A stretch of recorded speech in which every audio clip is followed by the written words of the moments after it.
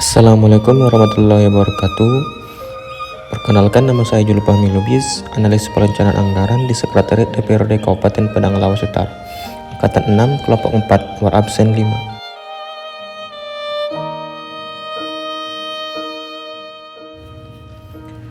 Baiklah, sebelum kita memasuki materi, saya akan menyebutkan kalimat afirmasinya dulu. Saya Julfahmi Lubis saling peduli, menghargai, dan bertoleransi dengan perbedaan sebagai analis perencanaan anggaran di Sekretariat DPRD Kabupaten Padang Lawas Utara. Selanjutnya adalah pengertian harmonis. Harmonis adalah kerjasama antara berbagai faktor dengan sedemikian rupa hingga faktor-faktor tersebut dapat menghasilkan suatu kesatuan yang luhur. Pentingnya suasana harmonis, yakni suasana harmoni akan membuat kita secara individu tenang, menciptakan kondisi yang memungkinkan untuk saling kolaborasi dan bekerja sama, meningkatkan produktivitas bekerja dan kualitas layanan kepada pelanggan. Panduan perilaku harmonis. Panduan perilaku harmonis ada 3. Yang pertama, menghargai setiap orang apapun latar belakangnya. Yang kedua, suka menolong orang lain. Dan yang ketiga, membangun lingkungan kerja yang kondusif.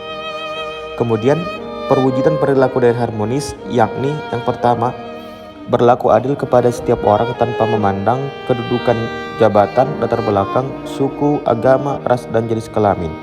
Yang kedua, menjaga hubungan yang baik dengan rekan kerja, atasan, bawahan, dan stakeholder. Yang ketiga, menghormati gagasan yang disampaikan orang lain. Yang keempat, membantu orang lain dengan responsif. Yang kelima, memberikan solusi dan atau informasi sesuai kewenangan. Yang keenam, menyelesaikan konflik di antara rekan kerja, atasan, dan bawahan dengan netral. Yang ketujuh, berinteraksi dengan rekan kerja, atasan, dan bawahan dengan sopan dan menjunjung tinggi etika. Dan yang kedelapan, menghindari diskusi yang fokus pada perbedaan sara. Contoh penerapan harmonis. Misalkan ketika kami akan melaksanakan kegiatan sidang paripurna, bagian yang bertanggung jawab dan mempersiapkan ruangan sidang paripurna tersebut adalah bagian umum.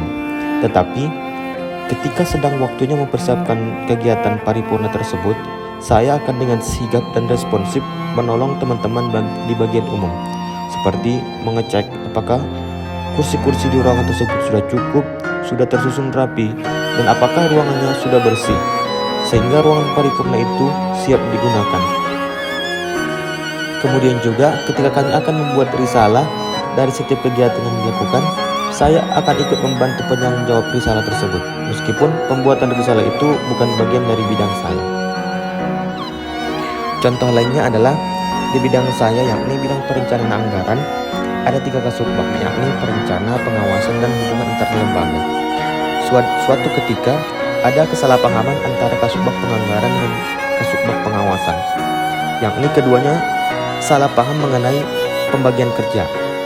Kasubag penganggaran menganggap kasubag pengawasan sama sekali tidak ada kontribusi, tetapi kasubag pengawasan merasa kalau dia juga ikut andil, jadinya pun dia mendebat kasubag penganggaran tersebut.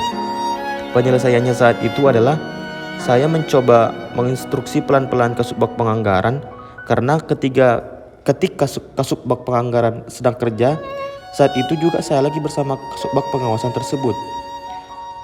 Karena dari penjelasan saya itu, kasubag penganggaran itu emosinya mulai reda dan mereka pun mulai berbaikan, meskipun saat itu mereka masih terlihat awkward.